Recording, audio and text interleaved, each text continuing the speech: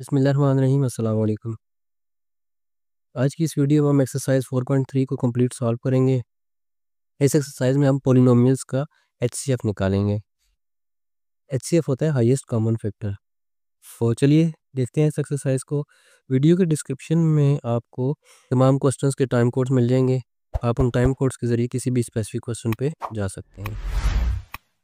तो शुरू करते हैं इस एक्सरसाइज को। यहाँ पर देखिए वो कह रहे हैं find the HCF of the following monomials bye completing the table. Monomials क्या होता है? अब पिछली एक्सरसाइज में हमने पढ़ा था बाइनोमियल और ट्राइनोमियल के बारे में, तब मैंने आपको मोनोमियल्स के बारे में भी बताया था, लेकिन हम रिपीट कर देते हैं। मोनोमियल क्या होते हैं? ऐसी टर्म होती है जिसमें एक ही टर्म हो। जैसे ये आपके पास लिखा हुआ 16 पी क्यूब क्यू, ये मोनोमियल है। 9 पी क्यू स्केयर ये एक मोनोमियल है। ठीक है। और बाइनोमियल क्या होता है? बाइनोमियल जिसमें दो टर्म्स होती हैं, जैसे पी प्लस क्यू दो टर्म है। ट्राइनोमियल में तीन टर्म्स होती है हमारे पास। तो यहाँ पर हमें मोनोमियल दिया हुआ है, यानी एक टर्म वाली पोलिनोमियल दिया हुआ है। तो इसमें हमने इसका एचसीएफ निकालना है, लेकिन हमने इसका एचसीएफ कैसे निकालना है? हमें स्टेप वाइज निकालना है। न्यूमेरिकल वैल्यूज का अलग निकालना है, पी का अलग निकालना है, क्यू का अलग, आर का अलग, और फिर हमें रिक्वायर्ड एचसीएफ जो होगा हम वो निकाल लेंगे। तो यहाँ पर वो कह रहे हैं HCF of numerical value. Numerical value दोनों में आप देखें, इसमें 16 है, इसमें 9 है। तो इनका एचसीएफ क्या होगा? अब देखें 9 और 16 दो ऐसी टर्म्स हैं जिनमें अगर आप इसको 2 से सॉल्व करें 16 को, ये 2 से सॉल्व होता है, 2 के टेबल में 16 आता है लेकिन 9 नहीं आता। 3 से अगर हम इसको चेक करें, 3 के टेबल में 16 नहीं आता लेकिन 9 आता है। फिर 4 के टेबल से हम चेक करेंगे, 4 के टेबल में 16 आता है लेकिन 9 नहीं आता। 5 के टेबल में दोनों नहीं आते, 6 के टेबल में भी दोनों नहीं आते, 7 के टेबल में भी नहीं आते। 8 के टेबल में 16 आता है, 9 नहीं आता। 9 के टेबल में 9 आता है, 16 नहीं आता। और जब 10 जाएंगे, 10 इससे ऊपर चला गया, 10 11 12, उसमें 9 आएगा ही नहीं ना, तो वो इससे बड़ा नंबर हो गया। तो इस नंबर तक, दोनों में से छोटा नंबर है, उस नंबर तक हमने चेक करना होता है। यहाँ पर 16 है, यहाँ पर 9 है, तो हमने 9 के टेबल तक चेक करना है। उसके बाद ऊपर वाला तो पॉसिबल नहीं होगा। तो यहाँ पर हमारा जो इसका एचसीएफ आएगा, अगर दोनों का कोई भी फैक्टर कॉमन नहीं आ रहा, तो फिर उसका एचसीएफ 1 होगा। ठीक है, ये बात आपने याद रखनी है। अगर कोई भी दो ऐसे पोलिनोमियल्स हैं जिनका कोई भी कॉमन फैक्टर नहीं है, तो उनका फैक्टर जो एचसीएफ होगा वो 1 होगा, क्योंकि 1 दोनों में कॉमन है। कैसे कॉमन है? 16 को आप 1 से मल्टीप्लाई करें, 16 आता है। 9 को 1 से मल्टीप्लाई करें, 9 आता है, यानी 1 इसमें भी है और 1 इसमें भी है। तो हम इसका जो एचसीएफ न्यूमेरिकल जो वैल्यू का जो एचसीएफ आएगा, वो हमारे पास 1 आएगा। अब एचसीएफ ऑफ पी, आपने क्या करना है, पी और क्यू में देख लेना है जो सबसे छोटी पावर जो है दोनों में कॉमन है। यहाँ पर पी क्यूब है और यहाँ पर सिर्फ पी है। दोनों में छोटी कौन सी है? पी छोटी है, तो हम उसको ले लेंगे, वो हमारा H C F of P होगा। क्यू में देखें, अब क्यू में सबसे छोटी कौन सी है? सिर्फ क्यू है। ठीक है, क्यू में इसमें क्यू है और इसमें क्यू स्केयर है, तो हमारे पास सबसे छोटी जो पावर है वो क्यू है, तो हम क्यू की यहाँ पर क्यू लिख देंगे। H C F of R, अब देखें इसमें आर है और इसमें नहीं है। जो चीज़ दोनों में कॉमन नहीं है वहाँ पर आपने डैश डाल देनी है। कॉमन नहीं है ना, हमने कॉमन चीज़ें निकालनी है और सबसे लो पावर कॉमन निकालनी है। तो अब रिक्वायर्ड एच सी एफ जो हमारे पास आएगा, वो इन तीनों को मल्टीप्लाई कर देंगे, तो हमारे पास रिक्वायर्ड एच सी एफ आ जाएगा।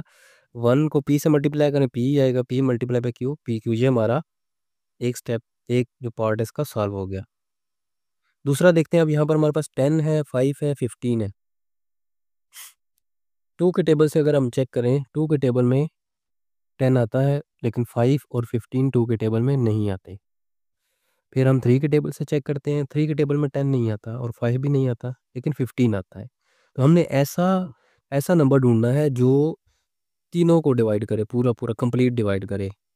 तो 4 का टेबल दोनों पे, तीनों पे नहीं आता। 5 को अगर आप देखें, 5 इसको भी पूरा पूरा डिवाइड कर देता है, 5 2 ज़ा 10, इसको भी पूरा पूरा करता है और इसको भी पूरा पूरा करता है। तो हमारे पास जो न्यूमेरिकल वैल्यू का जो न्यूमेरिकल कोफिशिएंट का जो एचसीएफ आएगा वो 5 आएगा। अब आप देखें इन तीनों टर्म में से पी को देख लेते हैं। यहाँ पर पी क्यूब है, यहाँ पर पी स्केयर है और यहाँ पर भी पी स्केयर है। तो आप देखें इनमें तीनों में जो सबसे छोटी पी की जो पावर है वो पी स्केयर है, तो ये हमारे पास पी स्केयर आ जाएगा। अब H C F of Q, आपने इस पूरी टर्म में क्यू को देखना है सिर्फ, बाकी को इग्नोर कर देना है। यहाँ पर क्यू स्केयर है, यहाँ पर सिर्फ क्यू है और यहाँ पर भी क्यू है। तो क्यू की जो सबसे छोटी पावर हम इन तीनों में हमें जो नज़र आ रही है वो सिर्फ क्यू है। अब आर को देख लेते हैं। यहाँ पर आर है, ये भी आर है और ये आर स्केयर है, यानी तीनों में जो आर की जो सबसे छोटी पावर है वो आर है। अब हमारा रिक्वायर्ड एच सी एफ आ जाएगा, इन तीन चारों को मल्टीप्लाई कर देंगे, 5 पी स्केयर क्यू आर, ये हमारा आंसर आ गया। तीसरे पार्ट को देखते हैं। यहाँ पर हमारे पास 4 मोनोमियल्स हैं, चारों में हम देखेंगे कौन से न्यूमेरिकल वैल्यू को पहले देखते हैं, 14, 28, 7, 21। अब आपने ऐसा नंबर ढूंढना है जो इन चारों को कंप्लीट डिवाइड करे। 2 के टेबल से अगर डिवाइड करें तो ये भी हो जाएगा, ये भी डिवाइड हो जाएगा, ये और ये नहीं होंगे। 3 के टेबल से अगर आप चेक करें तो ये नहीं डिवाइड होगा, ये भी नहीं होगा, ये भी नहीं होगा, ये हो जाएगा। 3 7 21 होता है। 4 के टेबल से अगर हम चेक करें तो ये डिवाइड हो जाएगा और बाकी कोई नहीं होंगे। 5 के टेबल पे कोई नहीं जाएंगे, 6 के टेबल पे नहीं जाते। 7 का टेबल अगर हम चेक करें, 7 2 14, 7 4 28, 7 1 7 और 7 3 21। यानी 7 ऐसा नंबर है जो इन चारों के जो न्यूमेरिकल कोफिशिएंट्स हैं उनको कंप्लीट डिवाइड कर देता है। अब p को देखते हैं। यहाँ पर p की पावर 4 है, यहाँ पर p की पावर 3 है, यहाँ पर p की पावर 2 है और यहाँ पर p की पावर 2 है। इसका मतलब है जो सबसे छोटी p की पावर है वो p स्केयर है। हम उसको कॉमन ले लेंगे, वो हमारा एचसीएफ आ जाएगा। अब हम q को देखते हैं। q की सबसे छोटी पावर कौन सी है? इधर सिर्फ q है, इधर भी सिर्फ q है, इधर भी सिर्फ q है और इधर q स्केयर है। यानी सिर्फ जो q हमारे पास आ जाएगा, ओनली q की पावर 1, वो एचसीएफ आ जाएगा। अब r को देखते हैं। यहाँ पर देखें r की पावर 4 है, यहाँ पर स्केयर है, यहाँ पर भी स्केयर और यहाँ पर 4 है। इसका मतलब है r की पावर स्केयर जो है वो सबसे छोटी है। तो इन चारों को मल्टीप्लाई कर देंगे तो हमारा आंसर आ जाएगा required HCF Q R square. यहाँ पर हमारा क्वेश्चन नंबर 1 का पार्ट ए कंप्लीट हो गया। अब क्वेश्चन नंबर 1 के पार्ट बी को देखते हैं।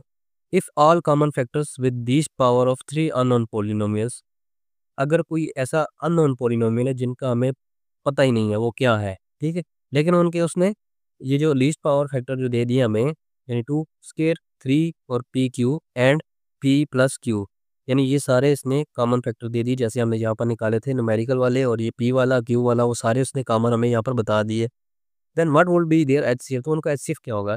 तो जैसे आपने इस क्वेश्चन में जितने भी आपने एचसीएफ निकाले थे हर वैल्यू के अलग अलग, तो रिक्वायर्ड एचसीएफ आपने कैसे निकाला था? उन सबको मल्टीप्लाई कर दिया था। इन सबको मल्टीप्लाई किया तो इसका आ गया, इन सबको मल्टीप्लाई किया तो इसका आ गया। सेम ऐसे ही ये उसने हमें अलग अलग कॉमन फैक्टर्स दे दिए हैं, हम इन सबको मल्टीप्लाई करेंगे तो हमारे पास एचसीएफ आ जाएगा। तो जो रिक्वायर्ड एचसीएफ हमारे पास आएगा, एचसीएफ मेरे पास आ जाएगा 2 2 square multiply by 3 multiply by P Q and multiply by P plus Q square. तो इसको मैं थोड़ा सॉल्व कर लेता हूँ। 2 का स्केयर हो जाता है 4, 4 मल्टीप्लाई बाय 3 पी क्यू और ब्रैकेट में आ जाएगा पी प्लस क्यू का स्केयर। 4 और 3 को आपस में मल्टीप्लाई कर दें तो आपके पास आ जाएगा 12 P Q P plus Q का स्केयर। यहाँ पर हमारा क्वेश्चन नंबर 1 का पार्ट भी सॉल्व हो गया, यही हमारा आंसर है। क्वेश्चन नंबर 1 का पार्ट सी है, right any two polynomial of the your choice having HCF 1। आपने अपनी मर्जी से कोई भी ऐसे पोलिनोमियल लिखने हैं जिनका आंसर 1, जिनका एचसीएफ 1 हो। तो आप कोई भी लिख सकते हैं। ऐसे पोलिनोमियल आप लिखने जिनमें दोनों में कोई चीज़ कॉमन ना हो। जैसे यहाँ पर देखें, हमने 16 और 9 लिखा था, तो 16 और 9 दोनों में कुछ कॉमन नहीं है, तो ये 1 आया था। सेम आपने पूरा पोलिनोमियल ही ऐसा लिखना है। इसमें तो देखें सिर्फ न्यूमेरिकल वैल्यू कॉमन नहीं थी, बाकी कॉमन थे। तो आपने जो पूरा पोलिनोमियल लिखना है वो ऐसा लिखना है जो उसमें दोनों में कोई भी चीज़ कॉमन ना हो। तो यहाँ पर जो बुक में है वो लिखा हुआ है x प्लस वाई का स्केयर और दूसरा पोलिनोमियल लिखा हुआ है x माइनस वाई का स्केयर। अब अगर हम इसको लिखें अलग अलग करके फैक्टर बना दें इसके, x प्लस वाई को मैं यूँ भी लिख सकता हूँ x प्लस वाई, और इसको मैं यूँ भी लिख सकता हूँ x minus Y, X minus Y. तो अब देखें इधर x प्लस वाई है, इधर x माइनस वाई है, तो हमारे पास ये कॉमन नहीं है। आप इसके अलावा कोई और भी लिख सकते हैं। फॉर एग्जांपल मैं लिख देता हूँ एक्स स्केयर प्लस 2 और दूसरा लिख देता हूँ मैं वाई स्केयर प्लस 5। अब इन दोनों में भी कोई चीज़ कॉमन नहीं है। एग्जाम्पल 1 भी मैंने यहाँ पर लिख दी और एग्जाम्पल 2 भी लिख दी। एग्जाम्पल 1 वो है जो बुक में दी हुई है, एग्जाम्पल 2 मैंने अपने पास से लिख दिया है। आपको जो भी लिखना चाहें, जो आपको आसान लगे वो लिख लें। सिर्फ ख्याल आपने ये रखना है कि दोनों में कोई भी चीज़ कॉमन नहीं होनी चाहिए।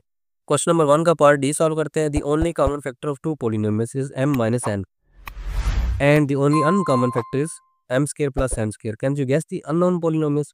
वो इसमें कह रहा है कि आपके पास एक दो पॉलिनोमियल हैं जिनमें से उनका कॉमन फैक्टर भी उसने दे दिया और अनकॉमन फैक्टर भी उसने दे दिया। यहाँ पर हम लिख लेते हैं, एक पॉलिनोमियल ये हो गया, एक पॉलिनोमियल ये हो गया। तो कॉमन फैक्टर क्या है? कॉमन फैक्टर उसने बताया है m-n, यानी वो दोनों में होगा। m-n दोनों में है, इसमें भी है और इसमें भी है। दूसरी चीज़ बता रहा थी ओनली अनकॉमन फैक्टर इज ये। अब जो अनकॉमन फैक्टर है वो आप किसी के साथ भी लगा सकते हैं, इसके साथ भी लगा सकते हैं, इसके साथ भी लगा सकते हैं। मैं इसके साथ लगा देता हूँ, एम स्केयर प्लस एन, यानी अनकॉमन है ना, किसी एक में होगा, दोनों में नहीं है। तो तो ये हमारे पास रिक्वायर्ड पोलिनोमियल्स है। हम कह देंगे पोलिनोमियल 1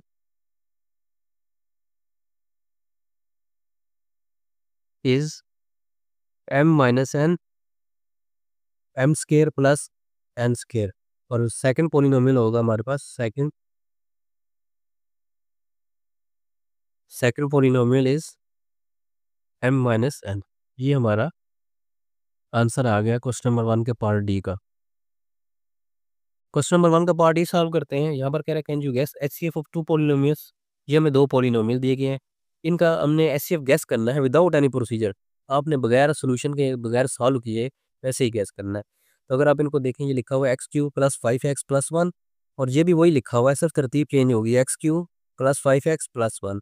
तो दोनों सेम क्वान्टिटीज है, तो दोनों का एचसीएफ जो है वो यही होगा, वो खुद अपना एचसीएफ होगा। ठीक है, तो इसका जो एचसीएफ होता है, H C F is equal to मेरे पास आ जाएगा X cube plus 5x plus 1।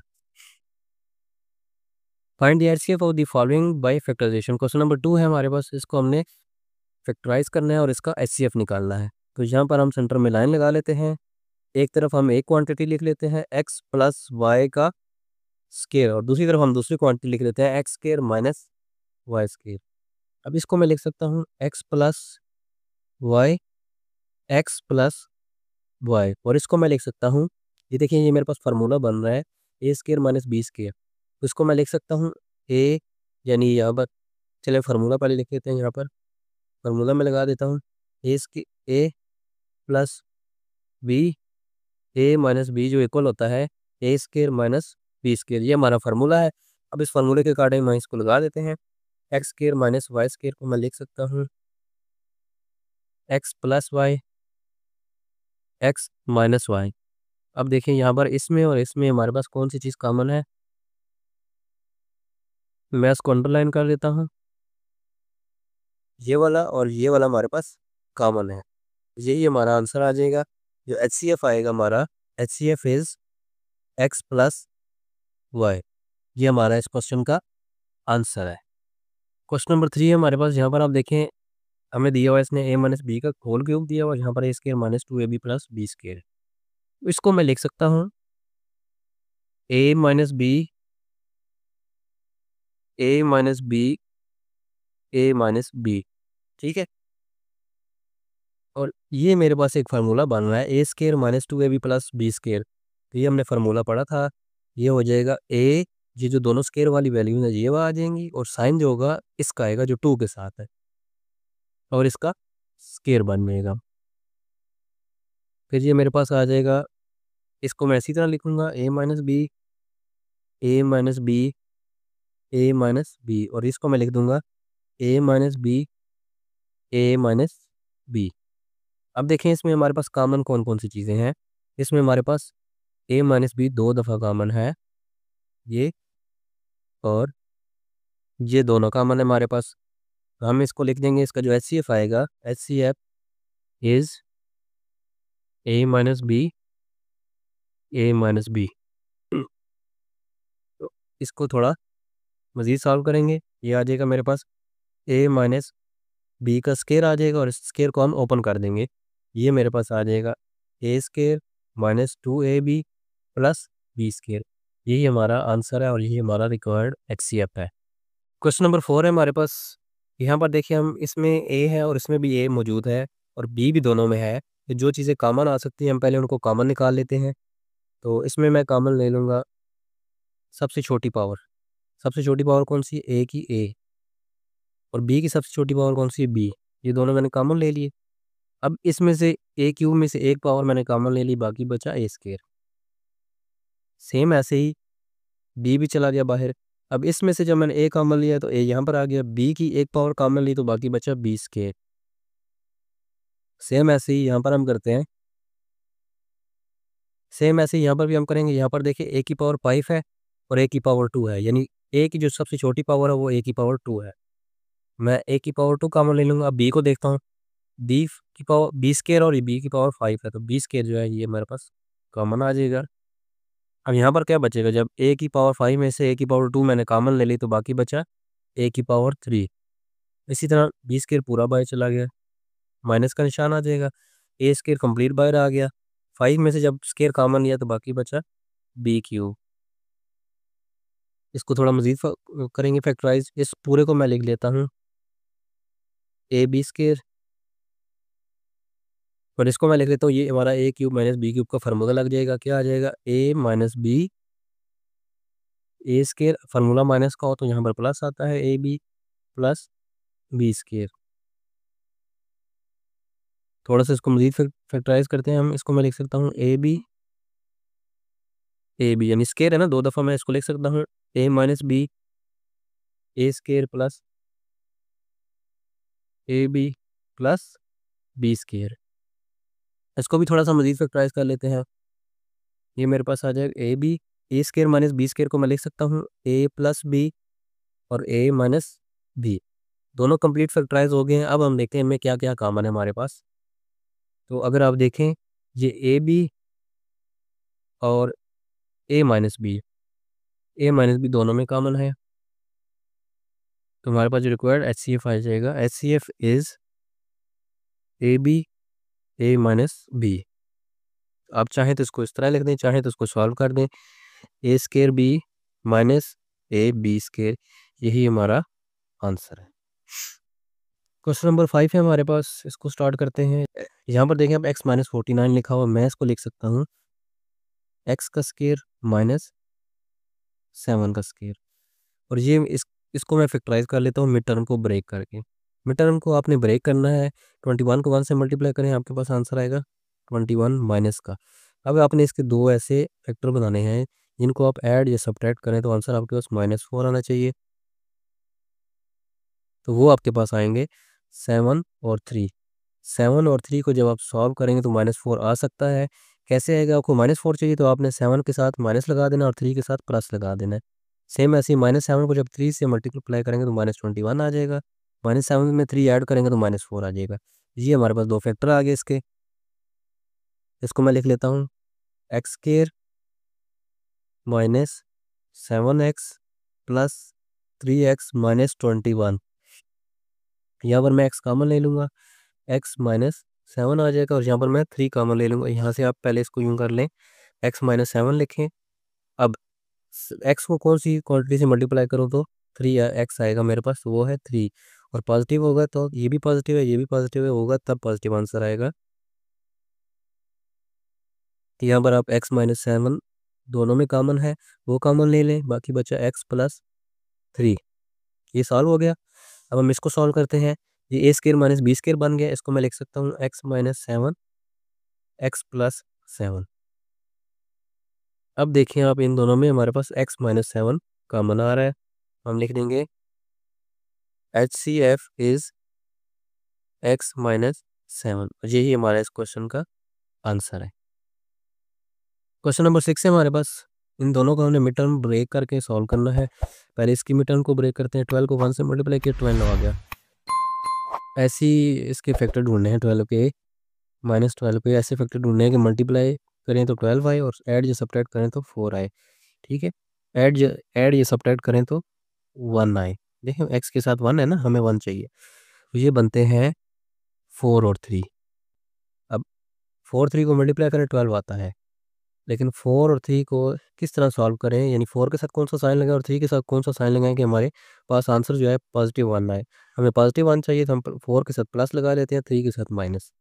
अब देखिए -3 को 4 से मल्टीप्लाई करेंगे -12, 4 में से -3 करेंगे, 4 में से जब 3 माइनस करेंगे तो 1 आ जाएगा। ये इसके फैक्टर आ गए, इसको सॉल्व कर लेते हैं। 12x square plus 4x minus 3x minus 1, इसमें से मैं कॉमन ले लूँगा। देखिए दोनों में सबसे छोटी टर्म कौन सी, 4, 4 इसमें भी है और 4 इसमें भी आता है, 4 3 12 और x कॉमन ले लूँगा, यानी 4x कॉमन लिया। इसमें से जब 4x कॉमन निकलेगा तो मेरे पास 12 की जगह पर 3 आ जाएगी, क्योंकि 3 को 4 से मल्टीप्लाई करूँगा 12 आ जाएगा और x बच जाएगा। प्लस 4x पूरा बाहर कहाँ में चला गया, बाकी बचा 1। यहाँ पर मेरे पास आ जाएगा 3x प्लस 1, यहाँ पर बाहर क्या आएगा।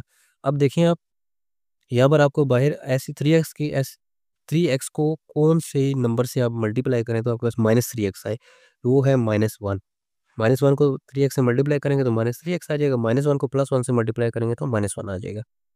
3x 1 कॉमन ले लिया, 3x प्लस 1 कॉमन लिया मैंने, बाकी बचा 4x माइनस 1। ये यहाँ पे कंप्लीट सॉल्व हो गया, फैक्टराइज हो गया। अब हम इसको सॉल्व फैक्टराइज करते हैं। 15 को 1 से मल्टीप्लाई करें, 15 आ गया। अब आपने 15 के फैक्टर बनाने हैं ऐसे जिनको ऐड या सब्ट्रैक्ट करें तो 8 आए, वो है 5 और 3। 5 और 3 को मल्टीप्लाई करें तो 15 आता है और इन दोनों को ऐड कर लेंगे तो 8 आता है। यहाँ पर मैं लिख सकता हूँ 15x square plus 5x plus 3x plus 1।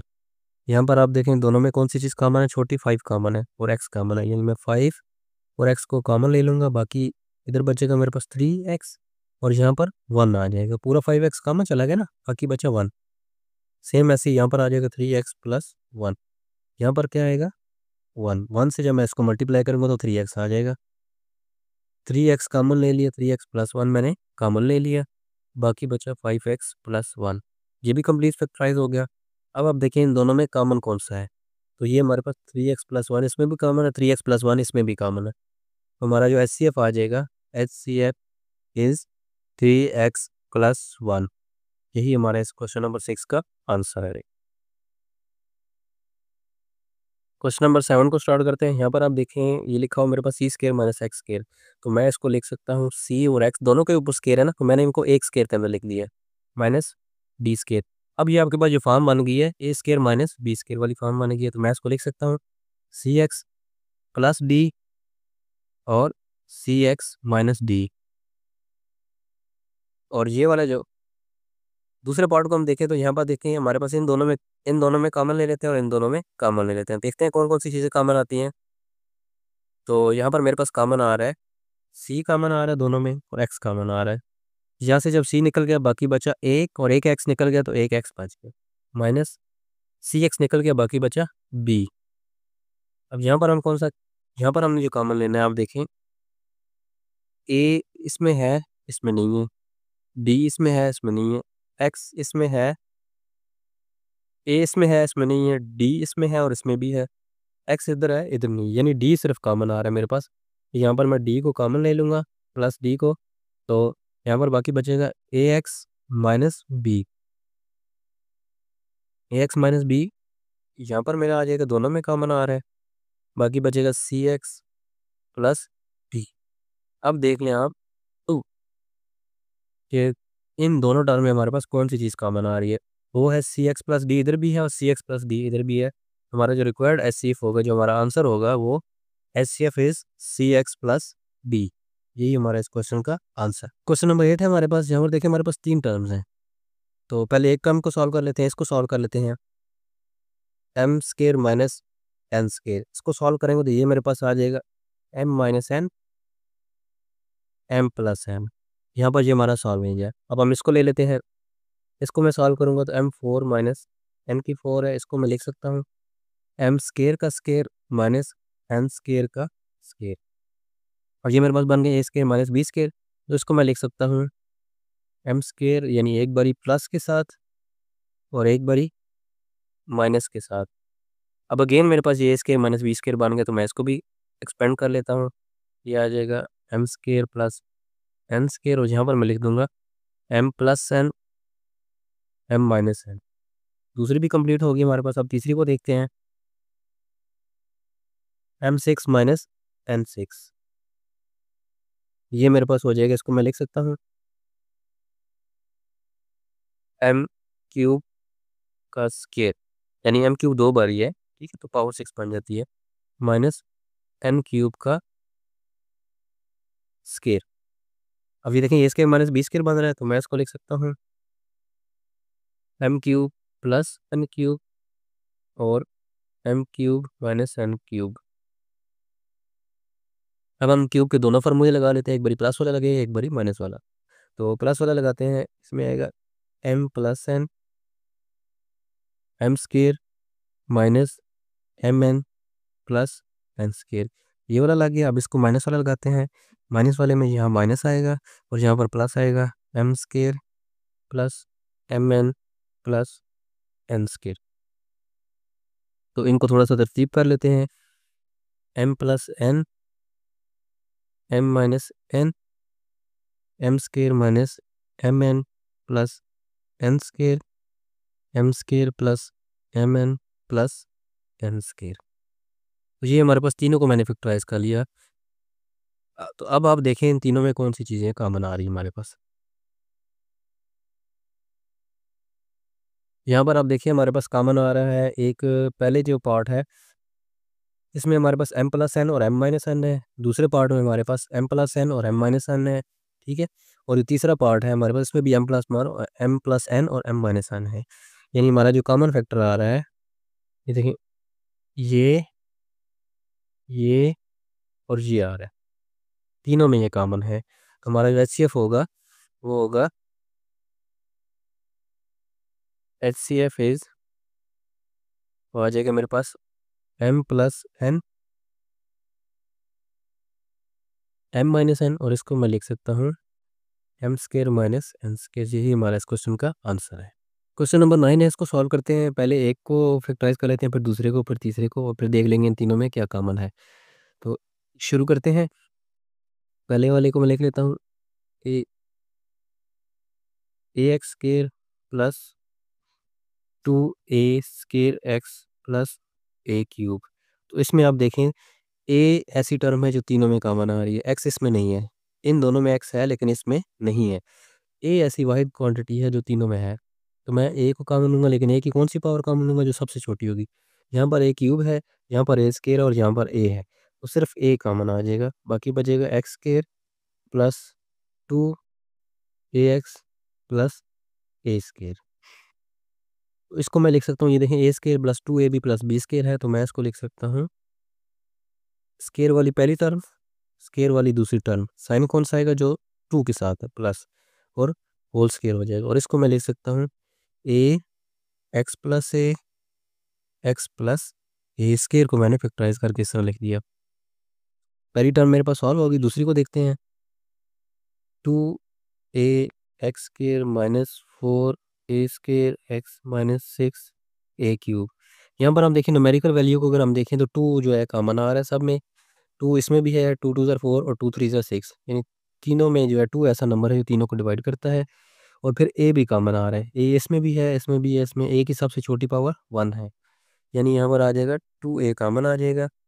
यहाँ पर मेरे पास बचेगा 2 भी निकल गया, ए भी निकल गया, सिर्फ एक्स स्क्वायर बच गया, माइनस यहाँ पर 2 निकल गया तो बाकी बचा 2, एक ए निकला तो एक ए बच गया और एक्स बच गया, माइनस यहाँ पर जब मैं 2 को निकालूंगा तो मेरे पास आ जाएगा 3, और ये आ जाएगा मेरे पास, यहाँ पर आ जाएगा ए स्क्वायर।